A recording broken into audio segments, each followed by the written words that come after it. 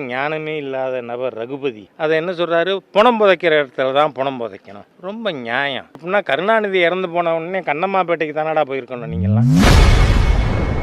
இன்று செய்தியாளர்களை சந்தித்து பேசிய பாஜக மூத்த தலைவர் ஹெச் ராஜா திமுக அமைச்சர் ரகுபதியை கடுமையாக தாக்கி பேசியுள்ளார். தீபத்தூண இந்த சட்ட மந்திரின்னு சொல்கிற ஒரு சட்ட ஞானமே இல்லாத நபர் ரகுபதி அதை என்ன சொல்கிறாரு, பணம் புதைக்கிற இடத்துல தான் பணம் புதைக்கணும்.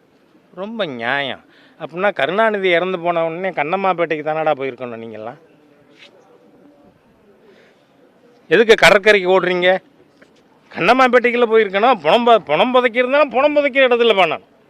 ஆகவே ரகுபதி போன்ற ஹிந்து விரோத தீய சக்திகள், சேகர் பாபு போன்ற ஹிந்து விரோதிகளுக்கு நான் சொல்கிறேன், நீங்கள் அதிகமாக பேசாதீங்க. நாங்கள் அடித்தா நீங்கள் தாங்க மாட்டீங்க. அதனால் எச்சரிக்கையோடு இருக்கணும். உங்கள் ஹிந்து விரோதத்தை நிறுத்துங்கள்.